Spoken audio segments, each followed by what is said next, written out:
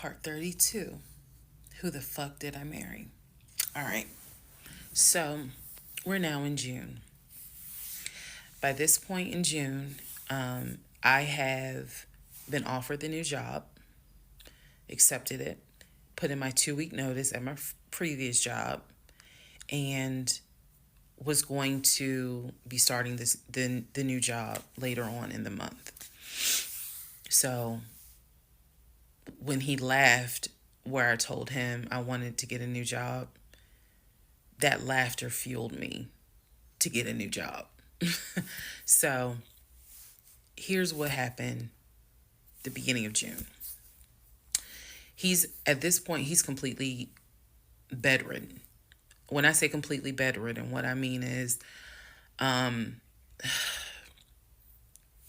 trying to clarify this so it makes sense. From what I see, he is going to work, but he's calling out a lot more. Okay? So he had already left the condiment company and was working for Apple. So he's calling out quite a bit because the pain is pretty bad. So he's hardly eating. At this point, hardly. For example, if I were to say, oh, I ordered a 10-piece wings, he's eating two. And that's it. That's all I would see him eat. I was going to work and coming home. The house was in the exact same place that it was when I left. Nothing in the kitchen had been moved. Nothing in the refrigerator had been moved, which led me to believe that he had not left the bed from the time I left to go to work until the time I came home.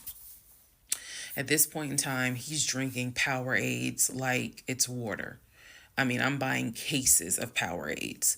And that seemed to be the only thing that he was taking in. So if he was a 3X when I met him, he's probably at a 1X, maybe a 2X, depending on the clothes. He's lost a lot of weight because he's not eating. So that's the reason why I say he wasn't faking whatever was going on. I think the issue with his knee was a symptom. That was not some football injury. That was not, I hit it at work. It wasn't that. Something else was going on. I had kept asking him to, let me know when you have a doctor's appointment. I'm going to go with you. I'm going to go with you. And he just kept saying the doctor, he's calling the doctor, and the doctor told him to just keep icing the knee. But I knew better. What was happening was I didn't care because of all the stuff I was finding out. So, beginning of June, he is in the bed, sleep, and I get his phone. I ain't gonna lie. I got his phone. He had a work phone and he had a personal phone. It was the work phone that he had from the condiment company that apparently was never turned in. Follow me. It'll all come out. So he still had the work phone. It was deactivated. But he did not wipe the phone, if y'all know what I mean. Take all the data off. He did not do that. So I look through the phone and I see this would have been text messages. Text messages between him and a woman named Peaches. I go back to the beginning of the text messages. This is on the work phone. This is the beginning of June of 2021.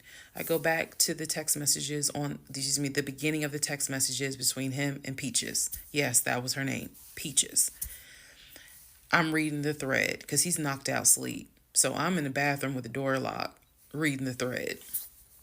And what I can tell is that he met Peaches on POF. If you don't know what POF is, it is Plenty of Fish, a dating website.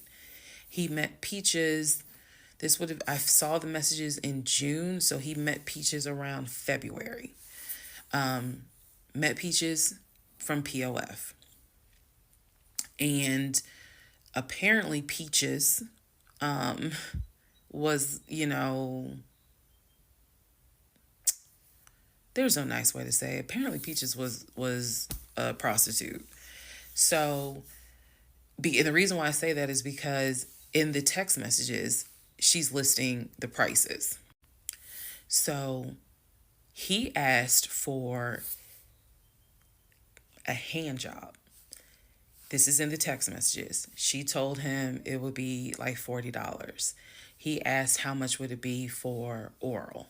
She said it would be 60, because it was 60 and 80. One was the price with a condom, one was the price without one. So no messages after that. She sent a picture, he sent a picture. No messages after that. So in other words, these messages were not back to back every single day. There's breaks in between the messages. So like a message was in March, the next message is in April. Message in April, next message is like 2 weeks later. So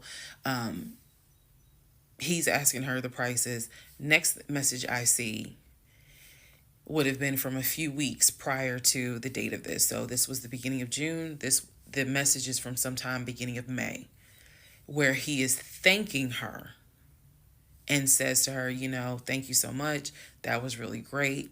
I hope I can see you again. Then there's messages where she said, hey, basically she was at a new spot. She must have moved. So he said, okay, I'm gonna come through. I'm gonna come see you. He's asking her to confirm the address. He was like, is it the house with the brown trash can with a white car in the front? She says, yes. So I'm thinking he was actually in front of the house when he's texting these messages. Then again, he does whatever he does, and he sends her a message a few hours later saying, thank you. That was great. I'm reading all this. And I will tell you guys something that you may or may not understand. Some women may or may not understand it. The cheating didn't even faze me. Didn't even faze me. I didn't cry. I did not feel like, what did I do wrong? I was relieved. The reason why I was relieved is because up until this point, I kind of struggled a little bit on whether or not, God, I know, Lord, you hate divorce. But I can't stay with a guy that lies. So when I saw the cheating stuff, I was like, oh, shoot, thank you, Jesus. Okay. Because I know my Father in heaven is going to forgive the fact that I'm going to divorce him for infidelity. Go ahead. It's fine. Jesus will forgive me. So I was relieved, to be honest with you. Like, oh, okay. I got grounds now, bitch. That's how I felt. So saw the messages, forwarded the messages to my phone.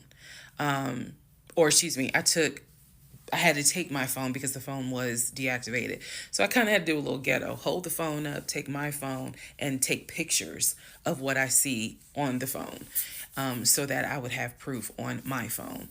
Then I put the phone back and continued on. Now in the next part is the day that he gets kicked out. And I will tell y'all what happened.